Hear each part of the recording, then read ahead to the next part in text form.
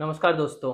अगर आप mutual fund में इन्वेस्टमेंट करते हैं तो सबसे बड़ा कंफ्यूजन आपका ये रहता है कि मुझे कौन से फंड में इन्वेस्टमेंट करना चाहिए। मोस्टली लोग क्या करते हैं, बेंच देखते हैं कि अगर 10-15 फंड देखते हैं और देखते हैं कि अगर इसका रिटर्न पिछले 5 सालों में ज़्यादा है तो व्यक्ति उसी में इन्वेस्टमेंट कर देता है।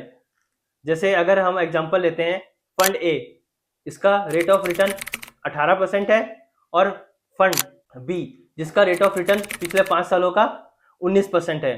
तो मोस्टली लोगों के हिसाब से fund B is better, but इसके अलावा भी हमें कुछ 3 चीज़ें को देखना चाहिए जिससे हम किसी भी बेहतरीन फंड को चूज कर सकते हैं। जैसे पहला एस्पेक्ट ये होता है स्टैंडर्ड डेविएशन। स्टैंडर्ड डेविएशन क्या होता है, यह हमको यह बताता है कि कौन से फंड में कितना रिस्क है। अगर फंड ए का स्टैंडर्ड डेविएशन 10.5 है और फंड बी का स्टैंडर्ड डेविएशन 12.5 है तो यहाँ पर फंड ए बेटर हुआ।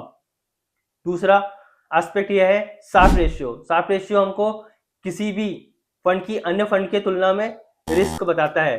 जैसे मार्केट के इक्विटी फंड के रेशियो में फंड ए का शार्प रेशियो 1.25 है और शार्प फंड बी का शार्प रेशियो 1.20 है, तो यहाँ पे फंड ए इज बेटर।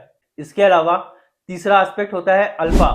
यह हमको बताता है कि इस फंड के मार्केट में बेंचमार्क क्या है और उसके अनुसार इसकी परफॉर्मेंस कैसी है।